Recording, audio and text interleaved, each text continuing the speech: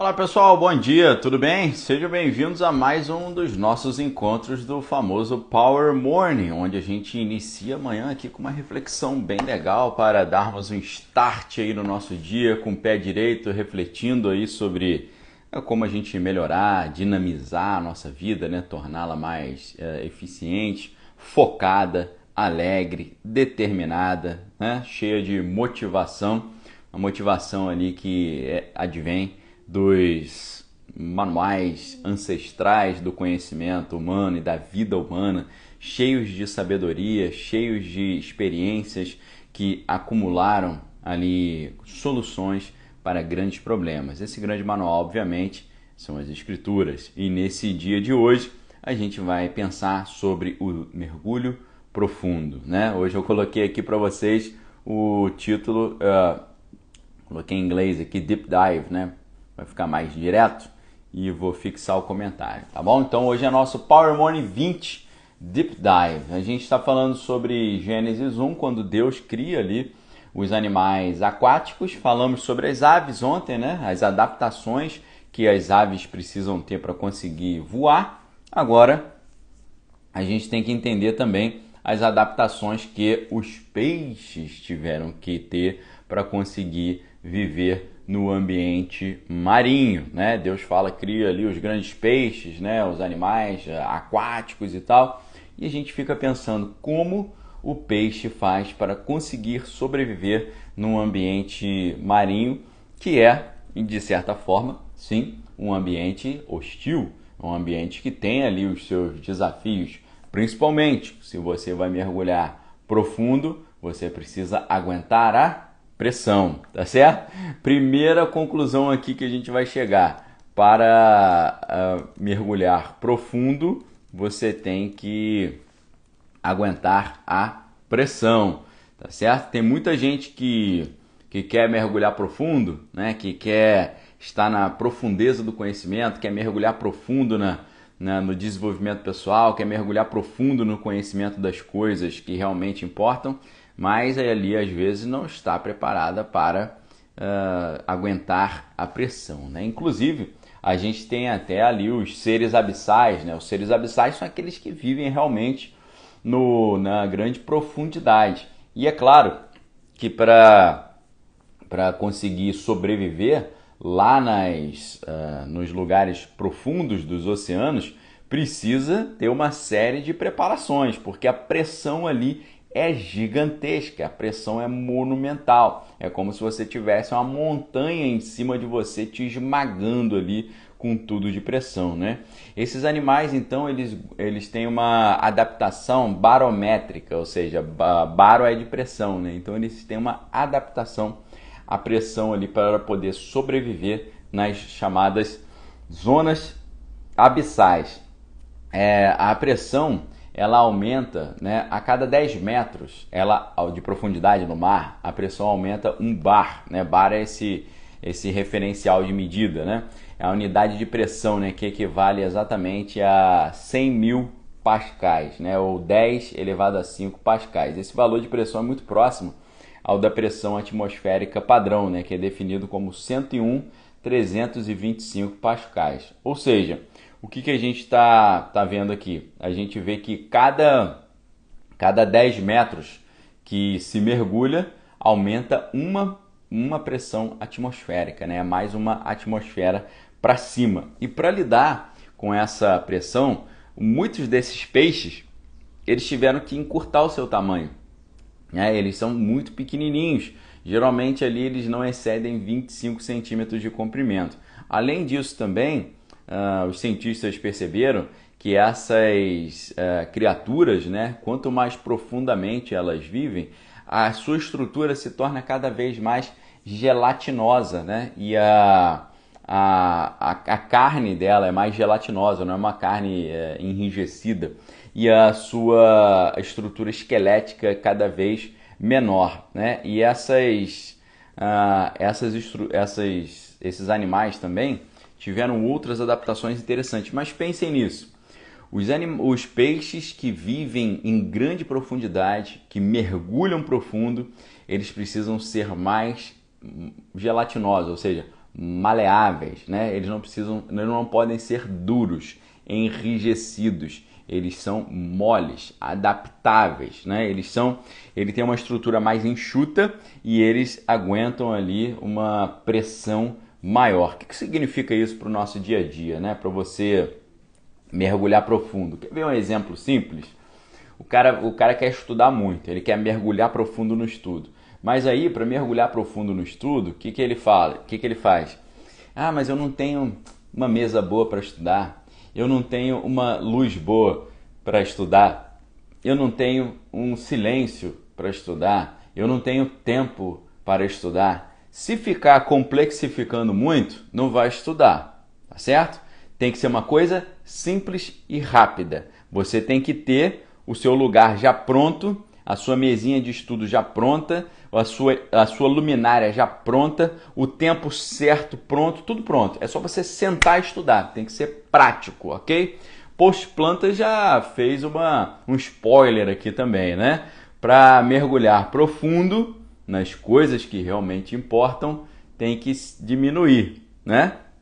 Tem que diminuir. Lembra João Batista falando? Convém que eu diminua para que ele cresça. Aquele que quiser se exaltar será humilhado, mas o que se humilhar será exaltado. Olha só, para mergulhar profundo tem que diminuir, ok? Obrigado aí, Post Plantas, Daniel, meu pai está na área também. Então vejam só, né? Para você conseguir mergulhar profundo, tem que diminuir, tem que estar simples, tem que ser pequeno.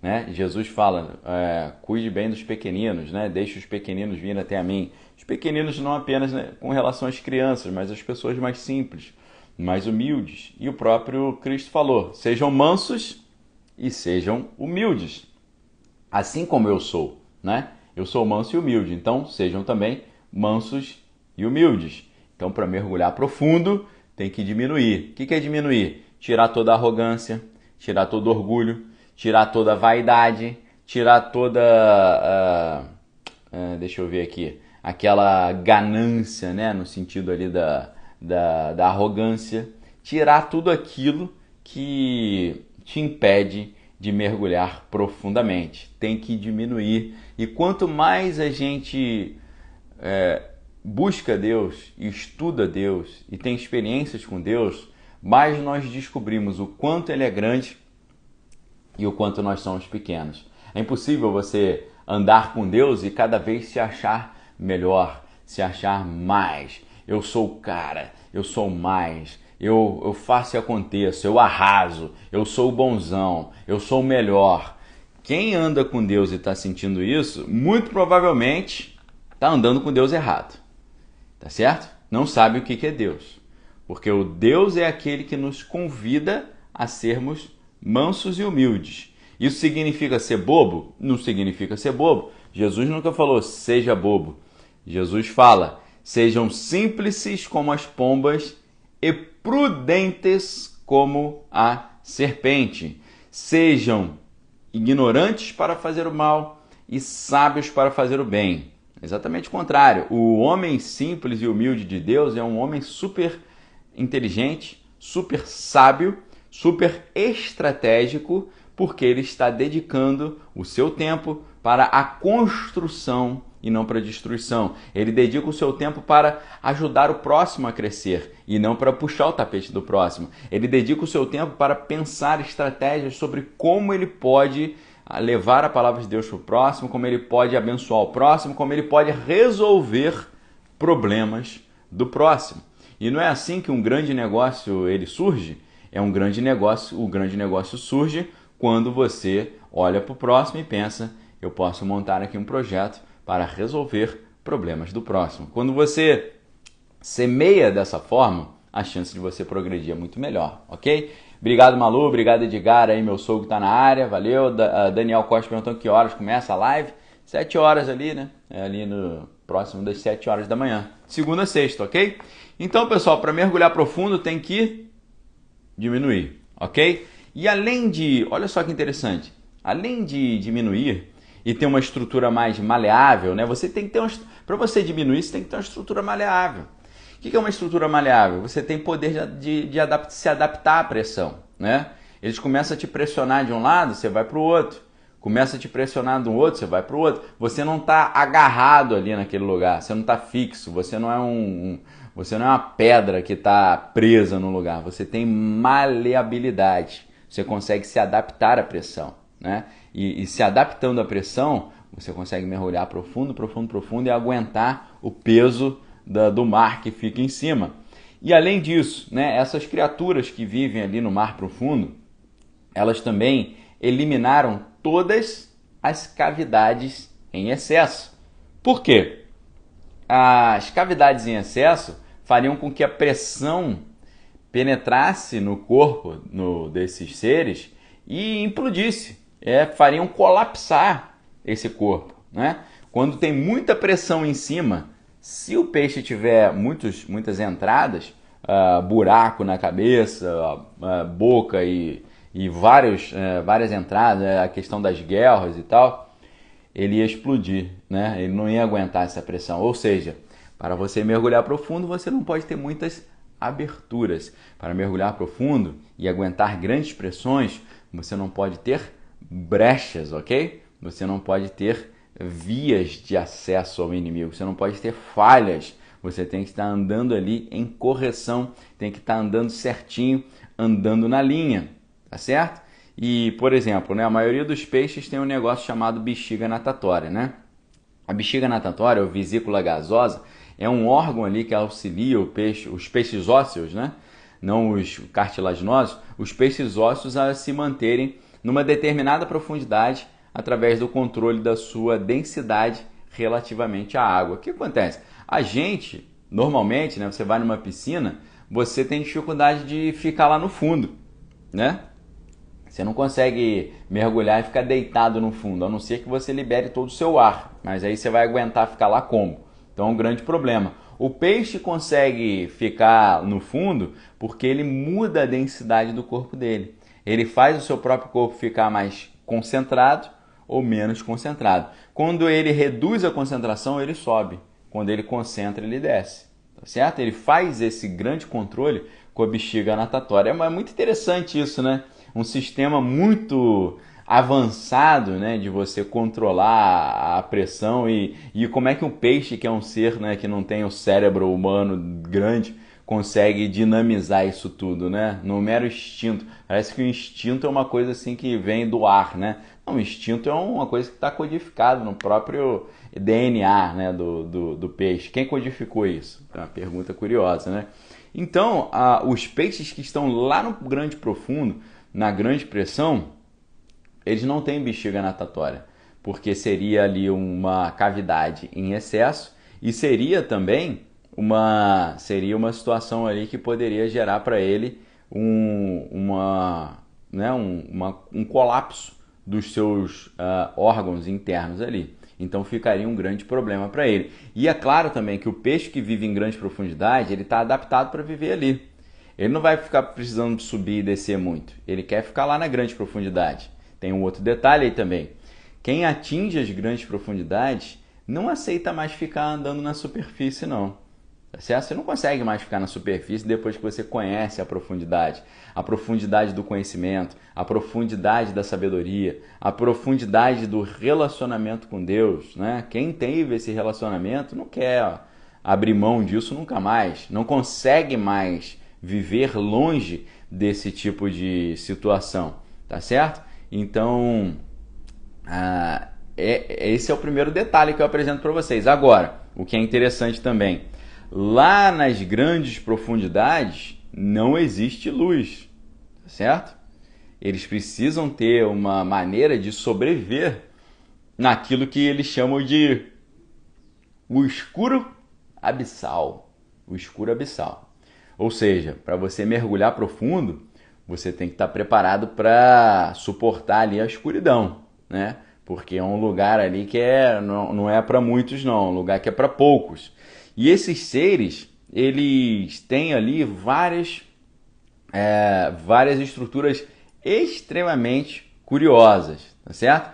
Alguns seres abissais, por exemplo, possuem hastes para atrair as presas, né? Essas hastes tem uma luzinha na ponta, né?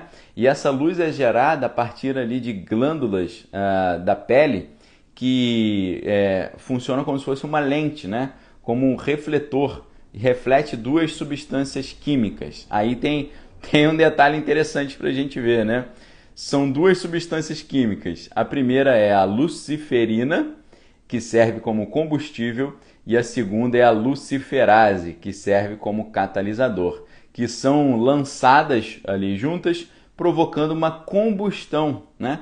Porém, a luz lançada é uma luz fria, né? Uma emissão de luz sem emitir calor junto, né? Como se fosse uma luz fosforescente. Antes dos seres humanos inventarem a lâmpada, e primeiro inventaram a lâmpada incandescente, depois a lâmpada fosforescente, os peixes já tinham isso há muito tempo, ok?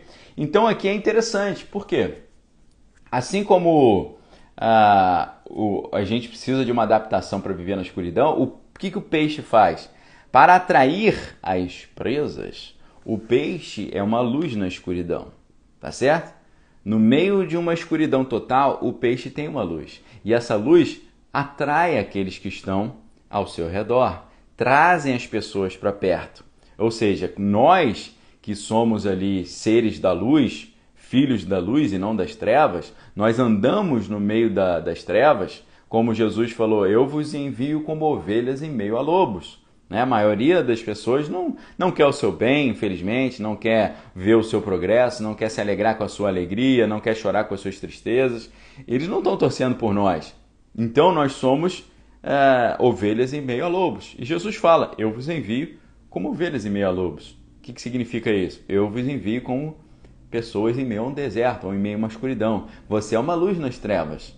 Mas essa luz, Jesus fala, não foi feita para ser colocada embaixo da cama, porque embaixo da cama não consegue iluminar nada, mas foi feito para ser colocada no alto do quarto para que ilumine todo o ambiente.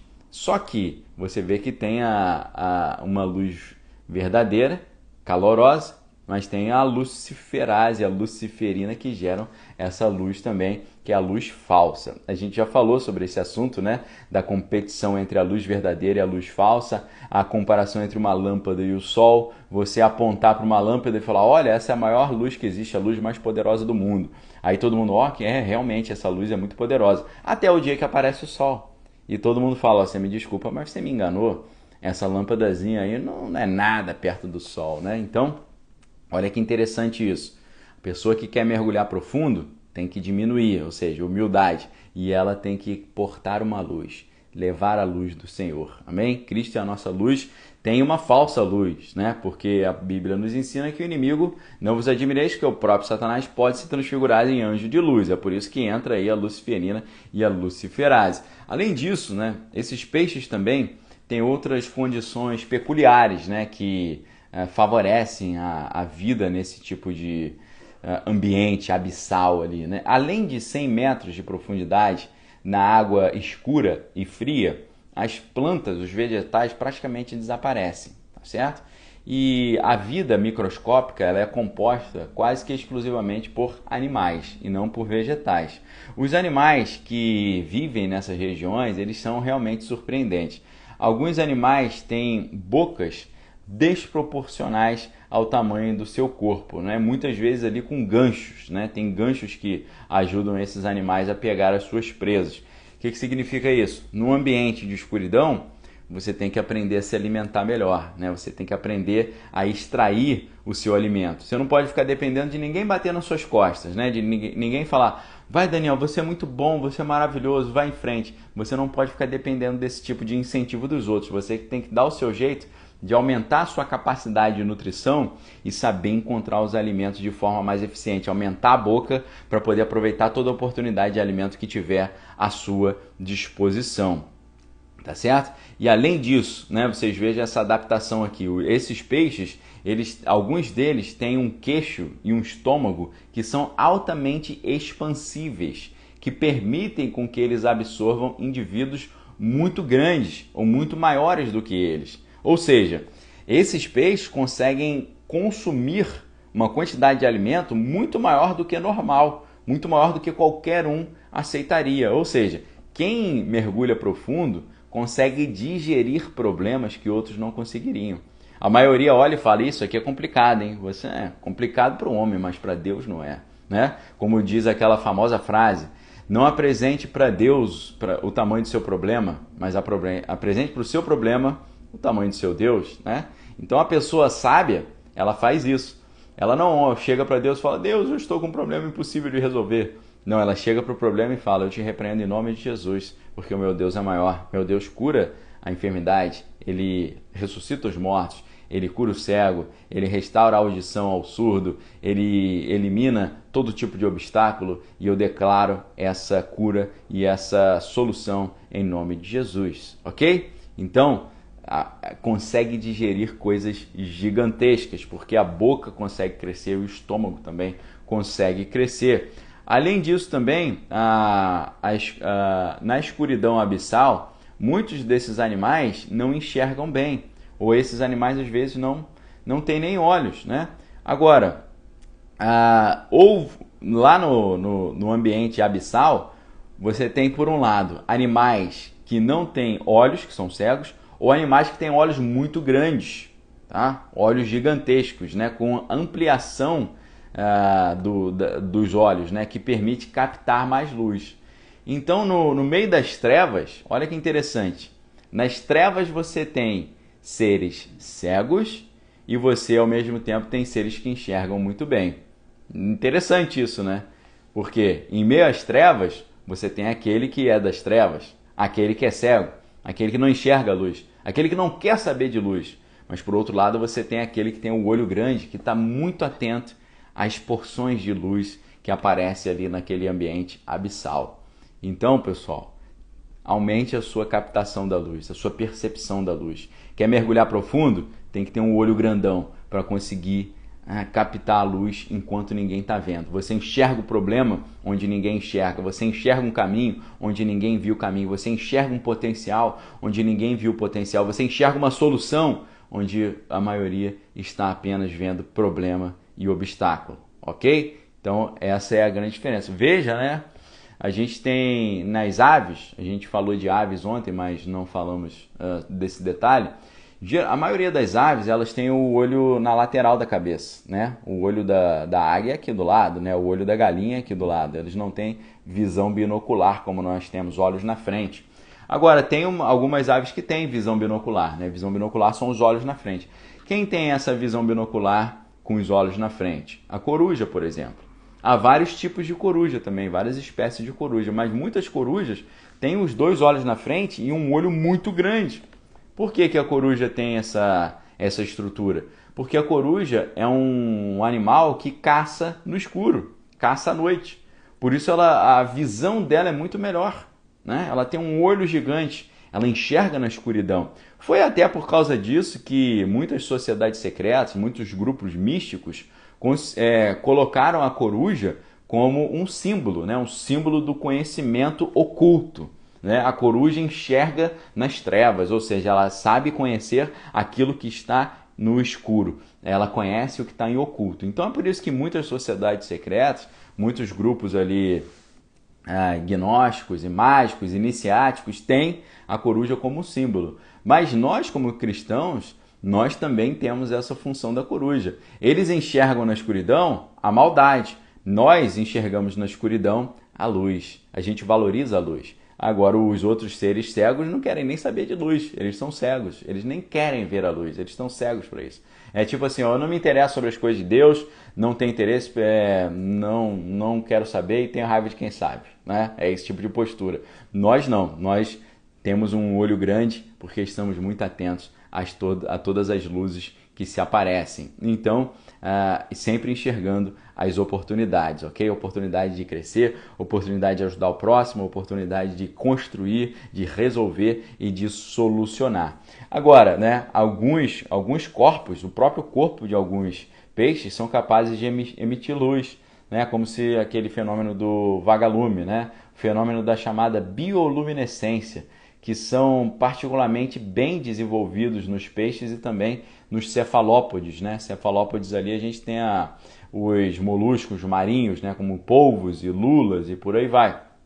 Então, muito interessante, né? Essa estrutura de brilhar, né, de produzir essa luz. E alguns peixes, eles têm até esse chamariz, né, na ponta da cabeça, que serve ali como luzes também. Ele tem uma luzinha que ele carrega. Então é extremamente interessante essa estrutura, né, de adaptação que esses seres têm nesse ambiente marinho, né? Agora, o peixe como um todo, ele precisou também, né, não só o peixe que vive nas grandes profundidades, mas o peixe que vive no mar, né, qualquer peixe, ele precisa ter algumas adaptações também, né? O formato do peixe é hidrodinâmico, ou seja, a forma dele, né, como se fosse um desenho assim de uma gota, a forma do peixe, um desenho de gota, ele essa forma permite que ele se movimente melhor na água, né? Então o peixe ele tem ali uma estrutura que reduz o atrito. Ele tem não só essa forma que é hidrodinâmica, que reduz o atrito, mas ele tem também um muco que sai na sua escama e a própria escama, né? Então ele tem um formato adequado, tem uma estrutura da pele adequada, que são as escamas, e tem um muco que sai por cima para tornar uma gordura por cima da escama. Você já viu que você pega um peixe, ele tem, né, a escama dele é gordurosa. Por quê? Porque é essa estrutura que torna ele mais fluido, ele desliza melhor, tá certo? Ele tem desenvoltura, ele transita bem nesse mundo em que ele vive, né? Do mundo da água salgada. E aí, pessoal, o que significa isso para nós, né? Nós temos que ter uma forma de agir, um modo de ser fluido, né? Que não permite atrito. Ou seja, a pessoa realmente sábia é uma pessoa que ela tem uma forma de ser, um modo de ser, um modo de pensar, um modo de agir que evita atrito. É um cara que não está arrumando atrito toda hora, não está arrumando encrenca, não fica arrumando dissensão, porfia, discussões vãs, arrumar polêmica, né? Não fica polemizando as coisas. É um cara que desliza, né? Ele vem suave ali, ele consegue passar, né? Deslizando, sem ter atrito. A Bíblia fala, segui a paz com todos, né? Esteja bem com todo mundo, segui a paz com todos e a santificação, sem a qual ninguém verá o Senhor. A Bíblia fala para nós sermos mansos e humildes. A Bíblia fala para cultivarmos o fruto do Espírito, que é o amor, a paz, a alegria, a mansidão, o domínio próprio, a longanimidade, a benignidade e a bondade. Isso é ser como um peixe que não tem atrito. Você desliza na água e não fica ali tendo atrito por onde você passa. Você tem esse muco. O que é o muco? O que é o muco? O muco é a gordura. O que é a gordura? A gordura é o óleo da unção, certo? O peixe ele tem uma forma que evita atrito. O peixe tem uma pele escorregadia. O peixe tem uma gordura sobre ele que evita o atrito. Ou seja, a unção, o óleo de Deus, evita o atrito.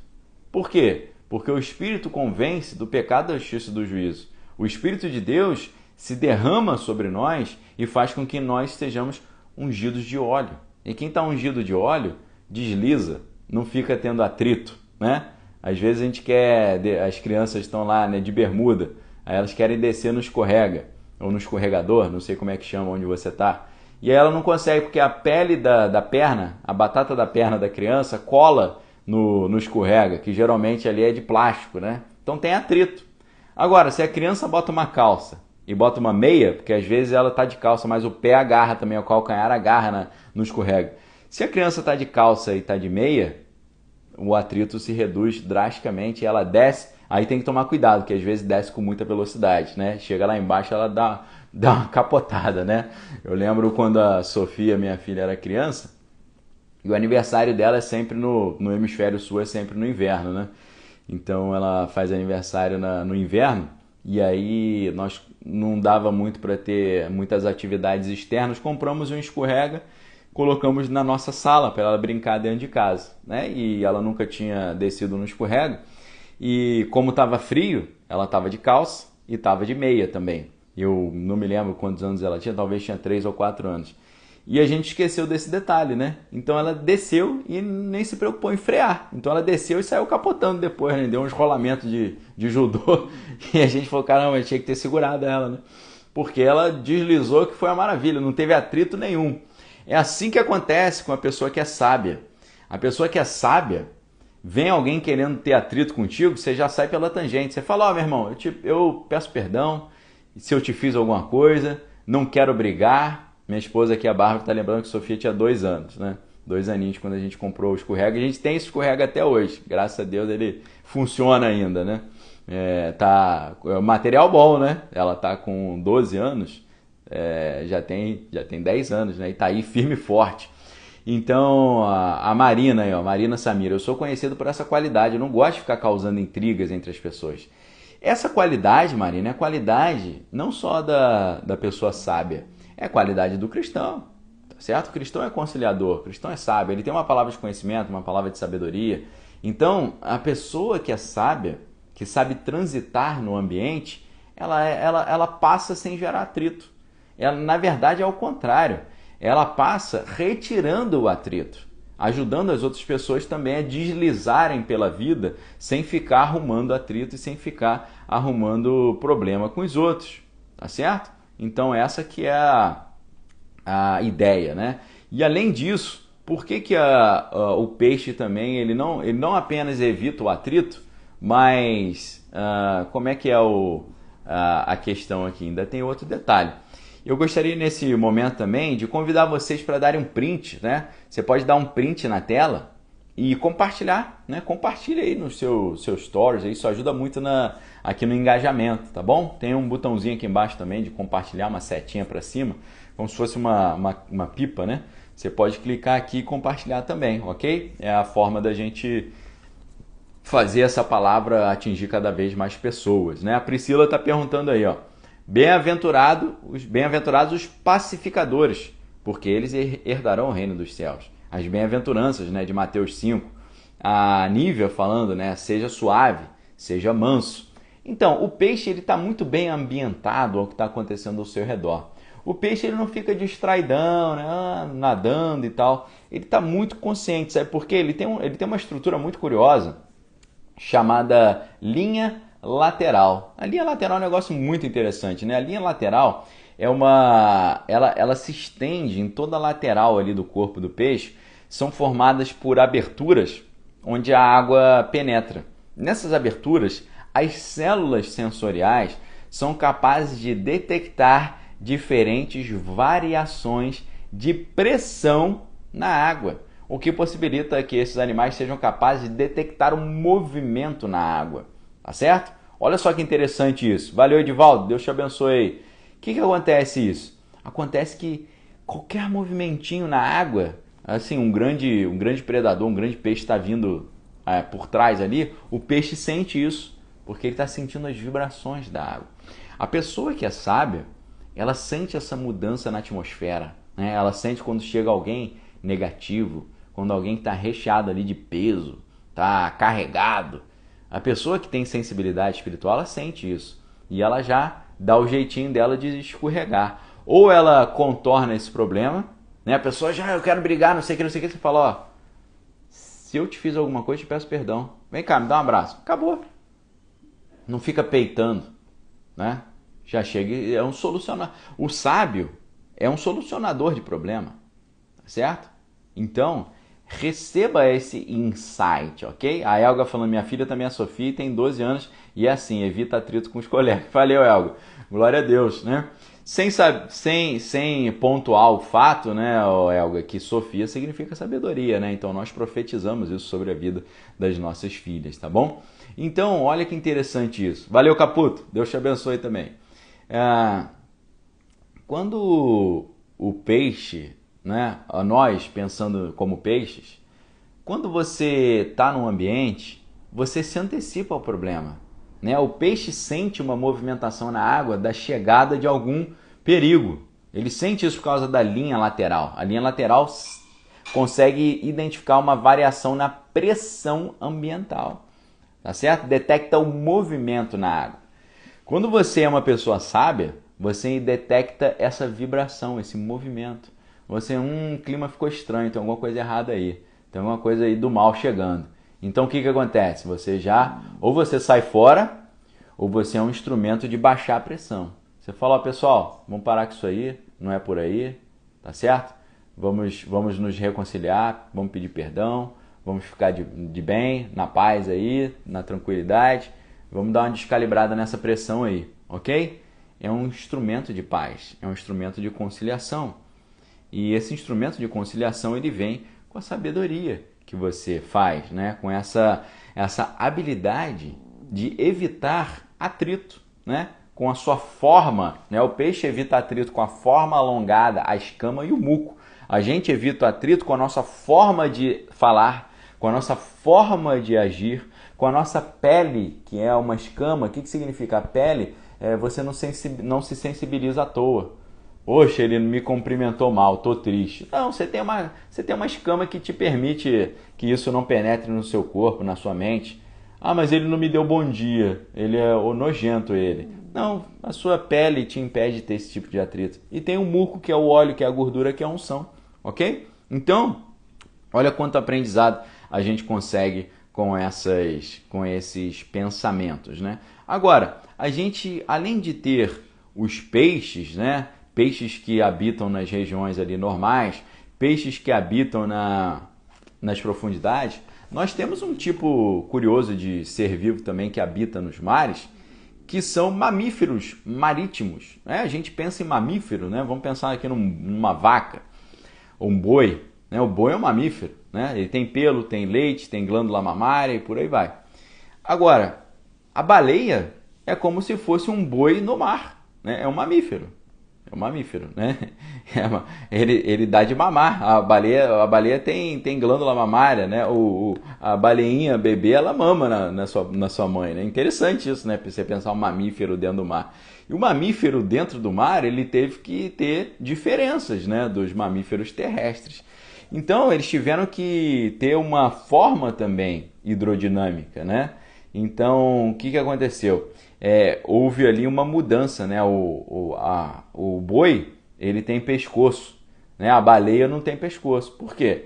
Para ele conseguir se movimentar de forma maior ali no seu ambiente marítimo, tá certo? O Guim Duarte falando aí, o que ajuda muito a nós que cremos em Cristo a sermos apaziguadores é a humildade que aprendemos com o nosso Pai. Exatamente. Meu sogro Edgar falando, os pássaros parecem que têm também esse instinto de perigo, né? Eles fogem ao menor sinal. Com certeza, exatamente, Edgar. Hugo Malheiros, Daniel, bom dia, gratidão pela aula aí, sabedoria, valeu. Então, pessoal, vejam só, né? Como é que o mamífero mora no mar? Ele teve que mudar a sua estrutura de respiração, obviamente, né? Você vê que enquanto o nariz do boi é na cabeça, na frente, o nariz ou a narina da baleia é nas costas. Por quê? Porque com a narina nas costas, ela consegue continuar respirando e ao mesmo tempo olhando o que está rolando dentro d'água. Olhando ali para não perder nenhuma oportunidade de se alimentar e olhando para não deixar um predador chegar perto e não perceber. Imagina se ela tivesse que ficar tirando a cabeça da água toda hora para respirar. Numa dessa de tirar a cabeça, o predador vem e pega. Numa dessa de botar a cabecinha para fora, passou ali o alimento, ela não viu. Então, a narina nas costas permite que a baleia respire sem ter que parar de olhar para o que está acontecendo na água. Tá certo? Olha que adaptação interessante. Olha que situação interessante. Você respirar sem parar de vigiar. Vigiar significa duas coisas. Tomar cuidado para não tomar um prejuízo e tomar cuidado para não perder uma oportunidade, ok? São duas coisas distintas, né? Quando Jesus fala vigiar e orai não é só apenas tome cuidado com as astutas ciladas do maligno, não é apenas isso. Vigiar e orai fique ligado para você não perder uma oportunidade de ser luz na vida de alguém que está em trevas. Fique vigiando para você não perder, às vezes, algum sinal que eu mando para você, alguma dica que eu estou te mandando. Fique atento com o que está acontecendo. Por isso, vigiai e orai. Tá certo? A Andréa falando, acordei com 50 e te ouvindo, Daniel. Muito bom esse presente, sua palavra. Valeu, André. Deus te abençoe aí, em nome de Jesus, parabéns. Tá bom? Nani também, obrigada. Nívia. Então, vejam só. Respirar sem parar de vigiar. sempre vigiando e orando, sempre atento, sempre ligado, sempre de olho, tomando conta para não perder uma oportunidade e tomando conta para não tomar um prejuízo, ok? Sabedoria de Deus, né? Não vou tirar a cabeça aqui para respirar, depois eu volto. Vou dar um tempo na minha vida com Deus. Eu preciso de férias. Aí eu saio de férias e deixou de ser cristão. Vou botar minha cabeça para fora. Nessa de botar a cabeça para fora e parar de prestar atenção, de vigiar, né? Os seus olhos estarem fora do alerta, perde a oportunidade e perde chance de se proteger. Às vezes toma um prejuízo e às vezes deixa de ganhar. E aí tem a questão também do custo de oportunidade, né? Custo de oportunidade é quando você decide fazer uma coisa e deixa de ganhar um monte de outra coisa. Isso é o custo da oportunidade. Quando você para de vigiar, você tem um custo de oportunidade enorme. É um custo muito grande, porque você perde a oportunidade e toma prejuízo. Você tem um duplo prejuízo. O prejuízo de tomar o prejuízo propriamente dito e o prejuízo de deixar de ter ganhos. Esse é o custo da oportunidade. Então não vale a pena parar de tomar conta, parar de vigiar, parar de andar com Deus, parar de ficar atento, parar de prestar atenção na santidade, no procedimento, deixar brechas ali, aqueles peixes que se tivessem brechas a pressão colapsa. Né? O peixe que está vivendo no ambiente abissal, se ele tiver muitos furos no seu corpo, a pressão penetra dentro do seu corpo e explode o corpo. Né? Ele entra em colapso, a pressão esmaga os órgãos internos. Então não pode ter brecha, tem que estar íntegro, tem que estar com a sua estrutura totalmente protegida. Né? E dessa forma, respirando e tomando conta ao mesmo tempo, crescendo e vigiando, sempre atentos às oportunidades, ok? Então, o que acontece também nos mamíferos, né? Quando a gente vai estudar, a gente vê que para um animal ser considerado mamífero, ele tem que ter algumas características. Entre elas estão as glândulas mamárias, o diafragma, né, que permite a respiração pulmonar, e também os pelos. Aí você fala assim, eu nunca vi uma baleia cabeluda.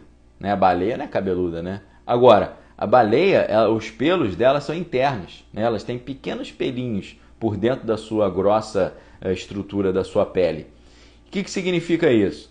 A ausência ali, não a ausência, a escassez, né? A diminuição do pelo faz com que, né, o contato com a água se torne mais dinâmico. O que a ausência de pelo faz aqui? Evita o atrito. Olha que interessante. Quando a gente está no ambiente terrestre, o pelo serve para evitar o atrito. Não é verdade? O pelo serve para evitar o atrito. O pelo faz escorregar. Né? Você onde tem o pelo, você escorrega. Fica mais fácil de escorregar. Né? Desliza. Por que a gente tem um monte de cabelo na cabeça? Para proteger a cabeça. Né? A gente tem um pelo na sobrancelha para não deixar as coisas caírem nos olhos, os cílios também, para proteger os olhos. Temos pelos nas narinas para impedir a sujeira de entrar. Então, o pelo, em muito sentido, ele permite um deslize, né? Deslizar. Na terra, o pelo reduz o atrito, mas no mar, o pelo aumenta o atrito. É por isso que muitos nadadores famosos de alta performance, ou eles completamente raspam as suas cabeças e o seu corpo, ou às vezes usam uma roupa especial para evitar o atrito, ou eles usam a touca, né? Por que o nadador usa a touca? Porque o cabelo segura na água.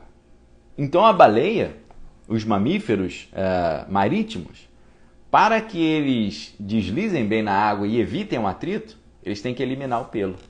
Entenderam? Olha que interessante isso. Tem situações que algumas estruturas te ajudam a evitar o atrito, né? Evitam o atrito. Em outros ambientes, aumentam o atrito. Então é interessante, né, que o mamífero, quando o pelo ajuda, ele mantém o pelo. Quando o pelo atrapalha, não tem pelo. Então a gente tem que ter essa maleabilidade também. Às vezes nós fazemos coisas ou nós temos costumes que em certos ambientes evitam o atrito, mas em outros ambientes aumentam o atrito. Então isso é muito interessante, né? Ter essa sabedoria. Mas é claro que a pessoa que tem uma luz de Deus na sua vida sempre vai incomodar. O atrito aparece. A gente não busca atrito, mas o atrito surge. Porque a luz incomoda as trevas, né? Isso é patente. Gera o quê? Gera indignação, gera inveja. Mas aí você vai estar adaptado para aguentar a pressão.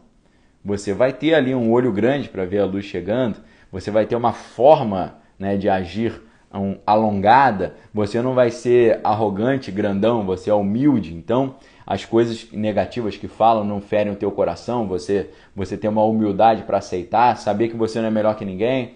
Você olha e pensa, como pode essa pessoa falar isso de mim?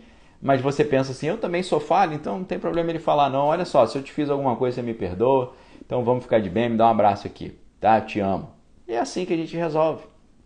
Então o que eu quero dizer para vocês é, a pessoa que é do bem, a pessoa que é sábia, ela incomoda. Mas ela tem essa maleabilidade para evitar o atrito. Quando o cabelo ajuda a evitar o atrito, a gente usa o cabelo. Quando o cabelo atrapalha, a gente tira o cabelo. Quando uma estratégia que nós usamos para evitar o atrito num lugar, ela ajuda, a gente usa. Quando ela atrapalha, a gente retira. Então tem que ter essa sabedoria de também mudar estratégias para evitar os atritos e conseguir passar bem e deslizar bem, né? Conseguindo seguir a paz com todos e a santificação. Scopax falou aí, o interessante de suas aulas, Daniel, é você passar o conhecimento e citar exemplos da natureza. Muito bom, valeu. Então, eu estou usando aqui o livro de Deus, né? O livro de Deus não é só a Bíblia. Quando você estuda as várias instâncias da revelação de Deus para a humanidade, você vai ver que a revelação de Deus para a humanidade não foi só a Bíblia, não foi a Torá, não foram os 10 mandamentos apenas. Antes de ter a Bíblia escrita, já havia a mensagem de Deus escrita na natureza. É certo? O Salmo 19 ele mostra que a natureza expressa a glória de Deus. Porque você vê a ordem da natureza, né, a coerência da natureza, a estrutura da natureza, você percebe que tem uma ordem ali, que tem uma sabedoria, que tem, como a gente está fazendo aqui. Quando você contempla a natureza, você vê que há infinitas soluções de problemas. São vários problemas que são solucionados. Nos vegetais, a dificuldade de conseguir jogar a semente para frente, né, disseminar a semente. Nos peixes, a dificuldade de viver num ambiente com muita pressão, né, ou num ambiente que não tem oxigênio. Se você é um mamífero e tem pulmão, depende ali de respirar o ar, né? Então a gente olha e vê a sabedoria de Deus na solução dos problemas, na superação dos obstáculos. Então, nós estamos lendo a Bíblia natural, a Bíblia da natureza, né? Isso é muito legal e sempre muito edificante, porque é algo que está ao redor de todos nós. E é claro, quando a gente for estudar o homem, a gente vai estudar o próprio corpo do homem, a própria estrutura humana e tirar dali muitos ensinamentos maravilhosos, ok? Crespo falando sabedoria com humildade igual sem atritos. Exatamente, obrigado, tá? Elga falando, é uma alegria começar o dia com essas reflexões. Daniel falando, o próprio Salomão disse, né? Vai ter com a formiga, né? O preguiçoso vai ter com a formiga, tá lá nos provérbios, né? Juliane também. Obrigado a todos, tá? Todo mundo que participou aí. Deus abençoe vocês. Que a graça do Senhor Jesus, o amor de Deus, as consolações do Espírito Santo estejam com cada um de vós, não só hoje, mas para todo sempre. A Márcia falando, aconteceu comigo aqui no grupo do condomínio. Eu reclamei de um problema no meu andar e vieram algumas pedradas. Eu pedi desculpa e abençoei. Outra pessoa entrou reclamando, mas depois da minha fala, aí eu não sei, não veio o resto, tá certo? Deixa eu ver aqui, a Andréia falando, a natureza foi o primeiro livro sagrado, e aí o meu ver ainda é, por mais que o homem coloque a mão para destruir, ele é sábia, com certeza, né? O Toninho falando, eu contemplo Deus quando vejo a sua criação, amém? Deus abençoe todos vocês, Pastor Alvarez, Pastor Valmor na área, obrigado aí pela presença, tenham uma sexta-feira maravilhosa, um fim de semana abençoado e que a gente possa na segunda-feira voltar na continuidade dos nossos estudos aqui, ok? Obrigado pela audiência, fica o convite para você comentar, se inscrever, compartilhar, dar um print aí, tá certo? Você pode dar um print aí agora, mostrando o seu nome ali nos comentários, coloca lá, sigam lá, vamos lá acompanhar o Power Morning, segunda a sexta, 7 da manhã, ok? Vocês são nossos convidados. Obrigado, Márcia, Caputo, Marina, Pauliceia, Cláudio, valeu, Deus abençoe todos vocês, a gente se vê na segunda-feira, tá certo? Forte abraço, fique com Deus, examine todas as coisas, retém que é bom. Valeu!